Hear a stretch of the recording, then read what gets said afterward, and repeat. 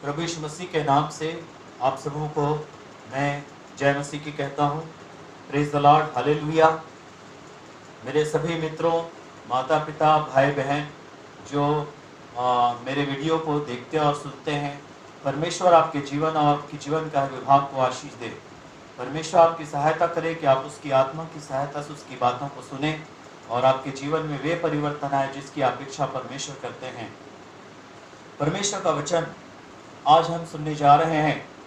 ये उत्पत्ति की पुस्तक, उसके 6वें अध्याय और उसके 5 वचन से 9 वचन के बीच में प्रभु का वचन कहता है, यहोवा ने देखा कि मनुष्यों की बुराई पृथ्वी पर बढ़ गई है और उनके मन के विचार में जो कुछ उत्पन्न होता है वह निरंतर बुरा ही होता है।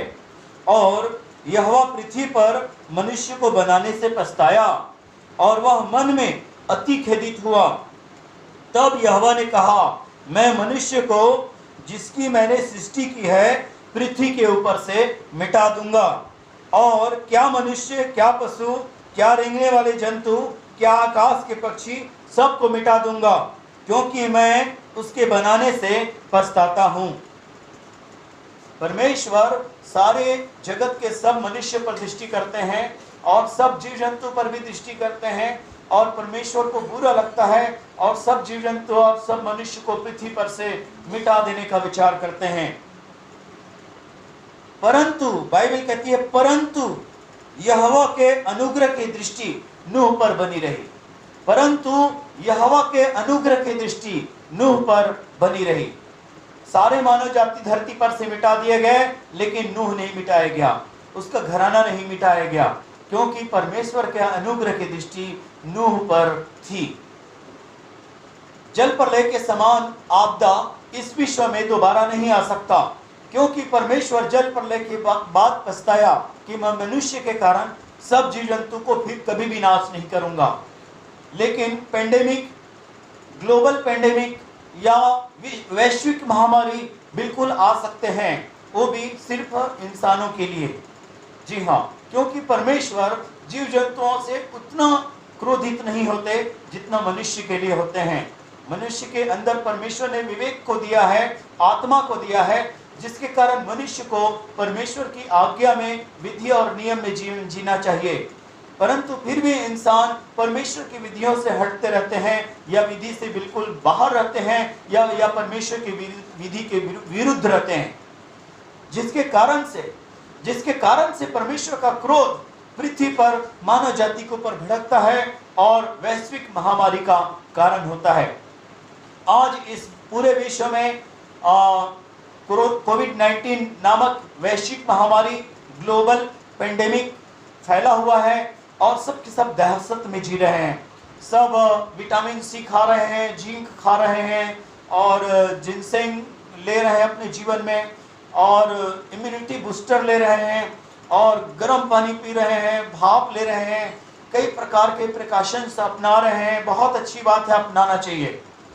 लेकिन जब तक परमेश्वर के अनुग्रह की दृष्टि हम पर ना हो, जैसे नूह पर था, तब तक हमारा बचाव नहीं हो सकता। नूह पर परमेश्वर के अनुग्रह की दृष्टि क्यों थी? आगे शास्त्र भाग में कहता है 9 वचन में, उत्पत्ति 6 अध्याय उसके 9 वचन, नूह की वंशावली यह है, नूह धर्मी पुरुष था और अपने समय के लोगों में खरा था, और नूह परमेश्वर ही के साथ साथ चलता था। नूह परमेश्वर की दृष्टि में योग्य गिना गया। नूह परमेश्वर की दृष्टि में योग्य नहीं था, लेकिन योग्य गिना गया। इसलिए बाइबल कह रही है कि परमेश्वर के अनुग्रह की दृष्टि नूह पर थी। परमेश्वर के अनुग्रह की दृष्टि हम पर कब होगी? यदि जैसे 3 चीज नूह के अंदर था, वैसे ही 3 चीज यदि हमारे जीवन परिवार में पाए जाए, तो हम पर भी परमेश्वर के अनुग्रह की दृष्टि पाई जाएगी और हम पेंडेमिक से बच जाएंगे। महामारी में हम परमेश्वर की सुरक्षा को पाएंगे। जी हाँ, हमें बहुत से उपायों को अपनाना है। उपाय नहीं अपनाना है ऐसा नहीं है, प्रोटोकॉल पालन नहीं करना है ऐसा नहीं है। हमें उपायों को अपनाना है, प्रोटोकॉल्स का पालन करना है, लेकिन बचाने वाला केवल परमेश्वर है और परमेश्वर उनको बचाएगा जिन पर परमेश्वर के अनुग्रह की दृष्टि हो। नूह पर परमेश्वर के अनुग्रह की दृष्टि क्यों थी?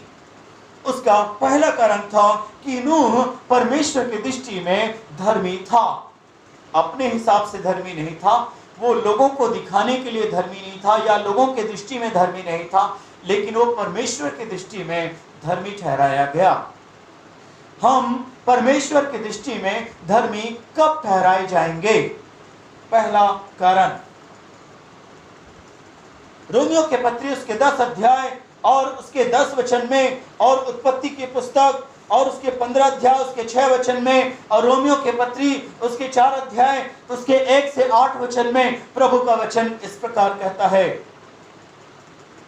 धर्मी ठहरने के लिए मन में विश्वास किया जाता है। धर्मी ठहरने के लिए मन में विश्वास किया जाता है। जो व्यक्ति अपने जीवन में विश्वास करता है कि केवल यीशु मसीह एकमेव परमेश्वर यहोवा के इकलौता रूप है और उत्तराधिकारी है जो अनादिकाल से उसके संग है, केवल यीशु मसीह एकमेव परमेश्वर यहोवा के संग अनादिकाल से है, और यहोवा परमेश्वर ने अपने इकलौते रूप और उत्तराधिकारी यीशु को पवित्र जन्म के द्वारा इस दुनिया में भेजा। वो पवित्र और धर्मी था, फिर भी मेरे बदले पापी ठहरा, मेरी क्षमा और उद्धार के लिए क्रूस पर बलिदान हुआ, मर गया, गाड़ा गया और तीसरे दिन सदा के लिए जी उठा और अपने लहू लेकर पिता की दाहिनी ओर आज बैठा हुआ है। यीशु मुझे धर्मी ठहराता है। यीशु मेरी धार्मिकता की कीमत है। यीशु मसीह मेरी धार्मिकता है। यीशु मसीह पर विश्वास मेरी धार्मिकता है। जो व्यक्ति यीशु मसीह पर विश्वास करके धर्मी ठहराए जाने पर विश्वास करते हैं, ऐसा व्यक्ति परमेश्वर की दृष्टि में धर्मी है। जी हाँ, हम यीशु मसीह पर विश्वास करें, बिल्कुल हम बाइबल पढ़ें, बिल्कुल हम परमेश्वर की आज्ञाओं में जीवन जीने का पूरा यत्न करें, बिल्कुल हम उपवास करें, बिल्कुल हम व्यक्तिगत और पारिवारिक आराधना करें, बिल्कुल हम सामूहिक सभाओं में भाग लें। अभी ऑनलाइन सामूहिक सभाएं चल रही हैं, अपने झुंड और अपने अगुओं के साथ और दूसरे झुंड और दूसरे अगुओं के साथ भी जैसे आपको टाइम मिलता है, पहले अपने अगुओं और अपने झुंड के साथ उसको प्राथमिकता दीजिए, और समय मिलने पर आप ग्लोबल लेवल में भी आप परमेश्वर की सभा में भाग लीजिए। जी हाँ, ये सब करना है, हमें अपनी मुट्ठियां खोलनी है, गवाही देनी है, लोगों की सहायता करनी है, धर्म के काम करना है, लेकिन हम इन बातों से धर्मी नहीं ठहरेंगे। हमें धर्मी ठहराया गया है यीशु मसीह के पापी ठहरने की कीमत पर, यीशु मसीह के अपराधी ठहरने की कीमत पर हम धर्मी ठहराए गए हैं। कल भी हमारे धर्मी ठहरने की यही कीमत थी, आज भी हमारे धर्मी ठहरने की यही कीमत है, कल भी हमारे धर्मी ठहरने की यही कीमत होगी। धर्मी को स्तुति करनी शोभा देती है, अर्थात उसे आज्ञा मानना शोभा देती है, आराधना करना, उपवास करना, पाप से दूर रहना, परमेश्वर का भय मानना, परमेश्वर की भक्ति करना, उपवास और प्रार्थना का जीवन जीना, परमेश्वर की सेवा करना, धर्म के कामों को करना धर्मी को शोभा देता है, क्योंकि वो यीशु की कीमत में धर्मी ठहराया गया है। यीशु मसीह के अपराधी ठहरने की कीमत में हम धर्मी ठहरकर यदि हम पाप में जीवन जिए तो हमारा धर्मी ठहराए जाने से क्या फायदा? धर्मी ठहरने के लिए हमें धर्म में जीवन जीने की जरूरत नहीं है। हम धर्मी ठहराए गए हैं, हम धर्मी ठहराए गए हैं, इसलिए हमें धर्म में जीवन जीना है और अधर्म से बचे रहना है। यदि हम यीशु मसीह के अपराधी ठहरने की कीमत पर धर्मी ठहराए जाने पर विश्वास करते हैं, यीशु मेरे बदले अपराधी ठहरा कि मैं उसके बदले धर्मी ठहरूं, यदि हम इस पर विश्वास करते हैं, हम परमेश्वर की दृष्टि में धर्मी ठहरेंगे। दूसरी बात, रोमियो के पत्री उसके 6 अध्याय उसके 16 वचन में परमेश्वर का वचन कहता है, परमेश्वर की आज्ञाओं को मानने का अंत यह होता है कि हम धर्मी ठहराए जाएंगे। याकूब के पत्री 2 अध्याय उसके 25 और 26 वचन में लिखा है, अब्राहम अपने कर्मों से धर्मी ठहरा और वो राहाब वेश्या अपने कर्म के द्वारा धर्मी ठहरा। जी हाँ, हम भी अपने जीवन में धर्म के कर्मों को करें और धर्म के कर्मों से बचे रहें कि विश्वास के द्वारा हमारा कर्म प्रभाव डाले और हम धर्मी ठहराए जाएं। जी हाँ, बाइबल कर्म प्रधान नहीं कह रही है, बाइबल विश्वास प्रधान कह रही है। कर्म को सहायक बता रही है। सो हम पवित्र शास्त्र बाइबल पर विश्वास करें। प्रभु का वचन आगे हमको सिखा रहा है, यदि व्यक्ति कर्म के द्वारा धर्मी ठहर जाता तो यीशु को संसार में आने की जरूरत नहीं होती। व्यवस्था के द्वारा अर्थात कर्म के द्वारा पाप की पहचान बस होती है कि धर्म क्या है और अधर्म क्या है, लेकिन विश्वास हमें धर्मी ठहराता है। विश्वास के द्वारा हम धर्मी ठहराए गए हैं, इसलिए हमें धर्म के कर्मों में जीने का पूरा प्रयास करना है। फिर भी हम असफल रहेंगे, लेकिन यीशु मसीह पर विश्वास हमारे प्रयासों के कारण हमें धर्मी ठहराता रहेगा। परमेश्वर की दया पर भरोसा एक व्यक्ति को धर्मी ठहराता है। लूका रचित सुसमाचार उसके 18 अध्याय उसके 9 से 14 वचन में लिखा है, 2 व्यक्ति मंदिर में गए थे, एक को अपने धर्म पर भरोसा था, एक को परमेश्वर की दया पर भरोसा था। वो मन फिराया हुआ व्यक्ति था, वो अपने पिछले पापों को वो भूला नहीं था, क्षमा के लिए धन्यवादी था और अपने आप को मन फिराया हुआ पापी मान रहा था। और यीशु मसीह ने कहा ये व्यक्ति परमेश्वर की दृष्टि में धर्मी ठहराया गया।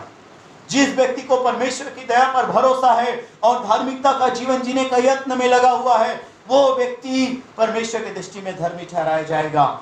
यदि ये चीजें हमें विद्यमान हो और बनी रहे, बढ़ती जाए, हम परमेश्वर की दृष्टि में धर्मी ठहराए जाएंगे। सेकंड थिंग, नूह अपने समय के लोगों में खरा मनुष्य था।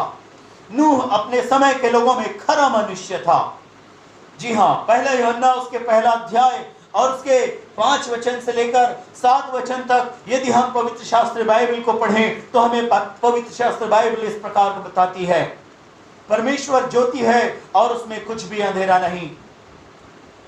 परमेश्वर सिर्फ प्रकाशमय है, परमेश्वर सिर्फ प्रकाशमान है, उसमें या उस पर जरा भी अंधेरा नहीं, सुई के नोक के बराबर भी नहीं। अनादिकाल से अनंत काल में परमेश्वर यहोवा अनंत प्रकाश में और अनंत प्रकाशमान परमेश्वर है। ऐ मेरे प्रिय भाइयों बहनों, मित्रों, प्यारे बच्चों, हम परमेश्वर के वचन पर ध्यान करें। पवित्र शास्त्र बाइबल पहले यूहन्ना उसके 1 अध्याय 5 से 7 वचन के बीच में आगे कहता है, यदि कोई कहता है कि परमेश्वर के साथ मेरा रिश्ता है तो उसे भी जैसा परमेश्वर ज्योति में रहता है वैसे ही उसे भी ज्योति में चलना चाहिए। यदि हम कहें कि परमेश्वर के साथ हमारी सहभागिता है और अंधकार से भी संबंध रखें, अंधकार के वस्तु से, अंधकार के ज्ञान से, अंधकार के विश्वास से, अंधकार की रूढ़िवादिताओं से, अंधकार की परंपराओं से यदि हम रिश्ते बनाए रखते हैं और कहते हैं कि परमेश्वर के साथ हमारी सहभागिता है, तो हम झूठ बोलते हैं। अंधकार के स्वभावों से, अंधकार के कर्मों से, अंधकार के किसी भी चीज से हमारा रिश्ता ना हो, केवल परमेश्वर के साथ हमारा रिलेशनशिप पाया जाए, तो हम परमेश्वर की दृष्टि में खरा व्यक्ति ठहरेंगे। बाइबल कहती है, जैसा परमेश्वर ज्योति में है वैसा ही हम भी यदि ज्योति में चलते रहें तो हमें यीशु का लहू सब पापों से शुद्ध करता रहेगा, अर्थात यीशु का लहू हमें धर्मी ठहराता रहेगा। यदि जानबूझकर हम पाप करते रहें, आज्ञाएं तोड़ते रहें और कहें यीशु का लहू हमें सब पापों से शुद्ध करता है, तो बाइबल में ये नहीं लिखा है। हम पहला यूहन्ना उसके 1 अध्याय और उसके 7 वचन पर विशेष मनन करें और हमको प्राप्त होगा। जैसा परमेश्वर प्रकाश में और प्रकाशमान है और उसमें जरा भी अंधेरा नहीं है, जैसा वो ज्योति में है वैसा ही हम भी यदि ज्योति में चलें, बाइबल आधारित ज्ञान में, बाइबल आधारित विश्वास में, बाइबल आधारित भक्ति में, बाइबल आधारित कर्मों में यदि हम जीवन जीने का पूरा इंटीग्रिटी दिखाएं, खरापन दिखाएं, तो यीशु का लहू हमें शुद्ध करता रहेगा और धर्मी ठहराता रहेगा। ये कितना अद्भुत बात है। यीशु का लहू हमें शुद्ध करता है, लेकिन जानबूझकर यदि पाप करते रहें तो यीशु का लहू हमें शुद्ध नहीं ठहराएगा, शुद्ध नहीं करता रहेगा। यदि हम अपने पापों को मान ले तो परमेश्वर हमें सब अधर्म से शुद्ध करने और हमारे सब पाप को क्षमा करने में विश्वास योग्य और धर्मी है। ये व्यवस्था इसलिए नहीं दी गई कि हम पाप करें, पर ये इसलिए दी गई कि हम पाप न करें। जी हाँ, यदि हम अनजाने में पाप करते रहते हैं, यदि हम बहुत से प्रयासों के बाद भी हमसे गलतियां होते रहती है, जो परमेश्वर की दृष्टि में है, और यीशु का लहू हमें शुद्ध करता रहेगा। अर्थात परमेश्वर कभी नहीं चाहता कि परमेश्वर के लोगों के मन में पाप जन्म ले या पाप उत्पन्न हो, लेकिन इस चीज से हम नहीं बच पाते। पाप उत्पन्न हो जाता है या पाप प्रवेश हो जाता है, लेकिन जरूरी नहीं है कि हम उसको सहमति दें, जरूरी नहीं है कि हम उसको कार्य रूप में लाएं। सहमति देने से पहले, उसको कार्य रूप देने से पहले अपने जीवन में हम उसे रहने से रोक सकते हैं, उसको अपने जीवन से हम दूर कर सकते हैं।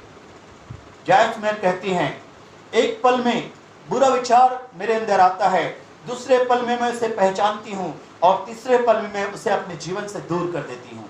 जी हाँ, बाइबल यही शिक्षा देती है।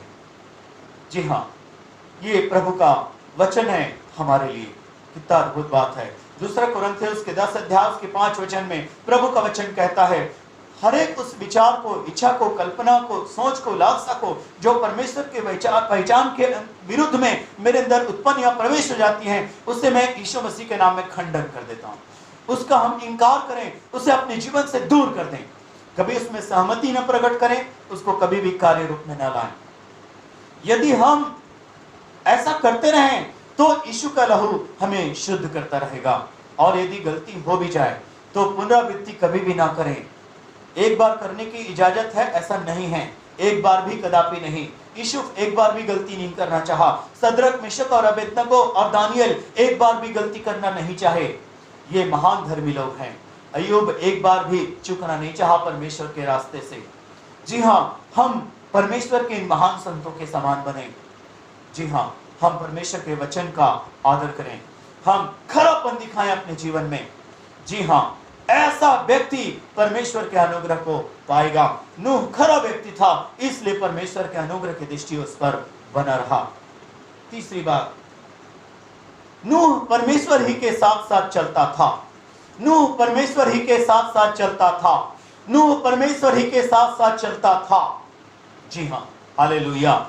परमेश्वर के साथ साथ चलते रहने के लिए यदि हमारा किसी से साथ छूट जाता है तो भी हमें परमेश्वर के ही साथ साथ चलना चाहिए। हालेलुया। इब्राहिम को लूत से अलग होना पड़ा। जी हाँ, क्योंकि उसे परमेश्वर के ही साथ साथ चलना अच्छा लगा। कोशिश किया लूत को अपने साथ लेकर चलने का, लेकिन इब्राहिम लूत को साथ लेकर नहीं चल सका, उसे अपने जीवन से अलग करनी पड़ी। परमेश्वर ही के साथ साथ चलते रहने के लिए यदि हमें किसी से अलग होनी पड़े तो हो जानी चाहिए, लेकिन उससे दुश्मनी नहीं रखना है, उससे बैर नहीं रखनी है, उसके विरुद्ध में प्रतिशोधात्मक कार्य नहीं करना है। जी हाँ, रिवेंज हमें नहीं लेना है, ये हमारी बाइबल हमें नहीं बताती। जी हाँ, यदि हम उनसे दोस्ती नहीं रख सकते तो हम दुश्मनी भी कभी भी ना पालें।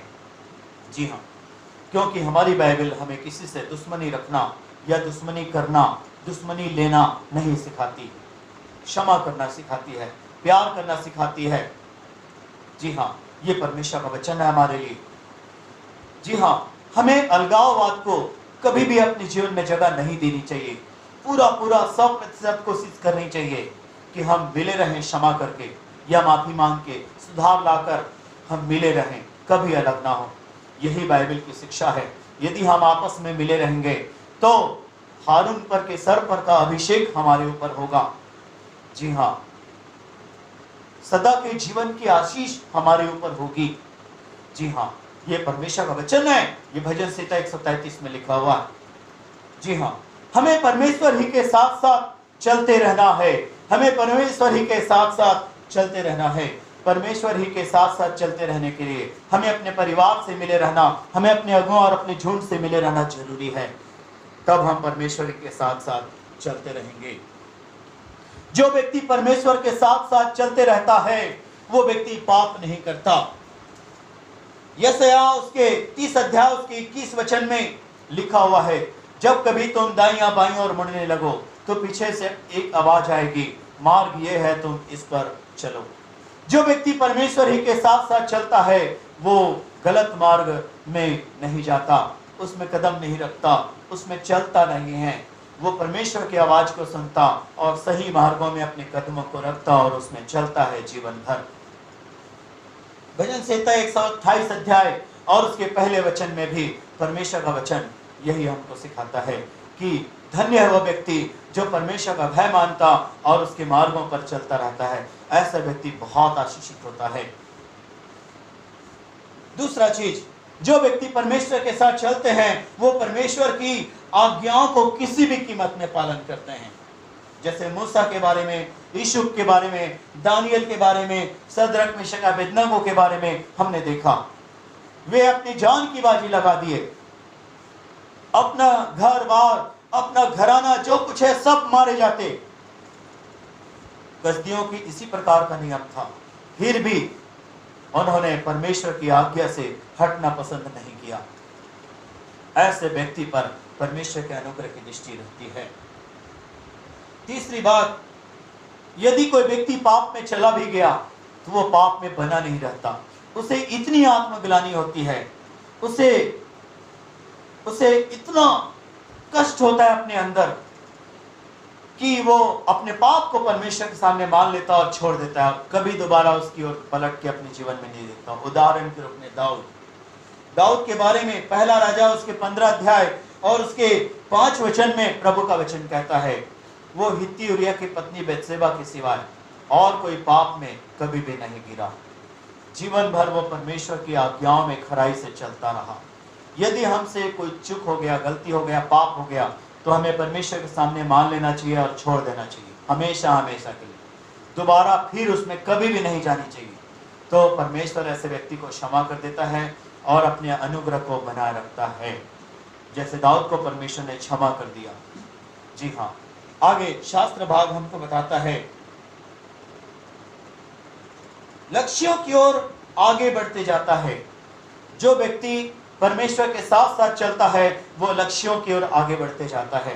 यीशु मसीह के समान बनते जाना, परमेश्वर के राज्य में अनंत जीवन पाना, इस दुनिया में परमेश्वर के दिए हुए कार्यों को पूरा करना, अपने जीवन परिवार के लिए जो लक्ष्य निर्धारित किए हैं उसको पाना, ये 4 लक्ष्य हमारी जिंदगी में होते हैं।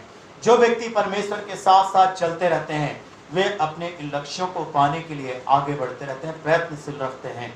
जी हाँ, और सफल भी होते जाते हैं परमेश्वर के अनुग्रह और पर भरोसा रखते हुए।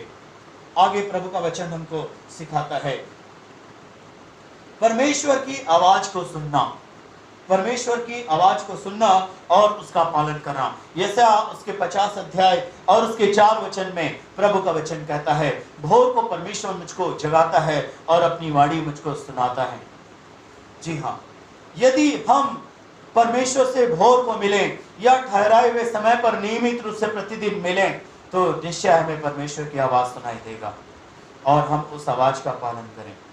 जी हाँ, जो व्यक्ति परमेश्वर के साथ साथ चलते रहता है वो पाप नहीं करता, वो परमेश्वर की आज्ञा को हर कीमत में पालन करता है, वो पाप में बना नहीं रहता और लक्ष्यों की ओर आगे बढ़ते रहता है और परमेश्वर की आवाज को सुनता और पालन करते रहता है। यदि हम अपने जीवन में 3 चीज अपने जीवन भर बनाए रखें और बढ़ाते जाएं तो परमेश्वर के अनुग्रह की दृष्टि हम पर बनी रहेगी, अर्थात धार्मिकता, खरापन और परमेश्वर के ही साथ साथ चलते रहना। इस 3 चीज को हम जीवन भर अपने अंदर मेंटेन करते रहें, बनाए रखें और बढ़ाते जाएं। जी हाँ, इन 3 चीजों को अपने जीवन में हम ले लें, बनाए रखें और बढ़ाते जाएं। निश्चय परमेश्वर का अनुग्रह की दृष्टि जैसे नूह पर था वैसा हम पर भी होगा और हम प्रोटोकॉल का पालन करते रहें, सारे प्रिकॉशंस लेते रहें, निश्चय परमेश्वर के अनुग्रह की दृष्टि हम पर होगी, हम महामारी से पार हो जाएंगे जैसे जल प्रलय से नूह और उसका घराना पार हो गया। परमेश्वर हम सबको बहुत आशीष दे। आइए प्रार्थना करते हैं। हमारे परमेश्वर यहोवा, प्रभु यीशु के नाम में आपको दंडवत प्रणाम। हमारे हर गुनाह क्षमा करिए और हे पिता, हमें नूह के समान धार्मिकता का जीवन जीते रहने के लिए और और खरापन का जीवन जीते रहने के लिए और आपके ही साथ साथ चलते रहने के लिए हमारी सहायता कर, हमारे परिवार, हमारे पिता के घराना की सहायता कर। सब में आप ये आशीषें दीजिए और बनाए रखिए, बढ़ाते जाइए मसीह के आने तक। पिता परमेश्वर, सारे राज्य, देश, जगत, इज़राइल के सारे लोगों पर दया कर, सारे दर्शक लोगों पर हे पिता परमेश्वर ये दुआ फलने पाए। सबके जीवन के हर विभाग को आशीष दीजिए। आप महान हैं, हम आपको आदर देते हैं। पिता परमेश्वर, इज़राइल से, दुनिया के सब देशों से, इंडिया से कोविड-19 के प्रकोप को, कोविड-19 की उपस्थितियों को दूर कर दीजिए। प्रभु यीशु के नाम में चंगा कर पिता, आप ही विश्व को चंगा कर सकते हो। वैज्ञानिकों को, डॉक्टरों को इशारा दे पिता कि वो सही मेडिसिन की खोज कर सकें और प्राप्त कर सकें। और हे पिता, दुनिया के सब लोगों को वैक्सीनेशन किया जा सके और पूरा जगत कोविड-19 से मुक्त और सुरक्षित हो जाए, ऐसा आप अनुग्रह कर दीजिए। पिता परमेश्वर, चेचक का टीका निकलवाने के लिए धन्यवाद, खसरा का टीका निकलवाने के लिए धन्यवाद, पोलियो का ड्रॉप निकलवाने के लिए धन्यवाद, हेपेटाइटिस का टीका निकलवाने के लिए, वैक्सीन निकलवाने के लिए धन्यवाद, बीसीजी का वैक्सीन निकलवाने के लिए धन्यवाद और नाना प्रकार के वैक्सीन निकलवाने के लिए धन्यवाद। पिता परमेश्वर, आप कोविड-19 के विरुद्ध भी वैक्सीन रिसर्च करा दीजिए पिता, एकदम सही दवाई पिता परमेश्वर, जिसका कोई साइड इफेक्ट्स ना हो। प्रभु आप अनुग्रह करो, आप कर सकते हो। क्रोध करते हुए दया स्मरण रखने वाला ईश्वर, सुधी लो, आपका धन्यवाद, आपने सुना है प्रभु यीशु के नाम में, आमीन। हे हमारे पिता, तू जो स्वर्ग में है, तेरा नाम पवित्र माना जाए, तेरा राज्य आए, तेरी इच्छा जैसे स्वर्ग में पूरी होती है वैसे इस पृथ्वी पर भी हो। हमारी दिन भर की रोटी आज हमें दे, और जैसे हमने अपने अपराधियों को क्षमा किया वैसे हमारे अपराधों को क्षमा कर। हमें परीक्षा में न ला, परंतु बुराई से बचा, क्योंकि राज, पराक्रम और महिमा सदा आपके ही हैं। पिता परमेश्वर का प्रेम, प्रभु यीशु मसीह का अनुग्रह, पवित्र आत्मा की शांति और सहभागिता आप सबों पर, आप सबों के जीवन का विभाग पर, राज्य, देश, जगत और इज़राइल पर अब से लेकर मसीह के आने तक होने पाए, प्रभु यीशु के नाम में, आमीन।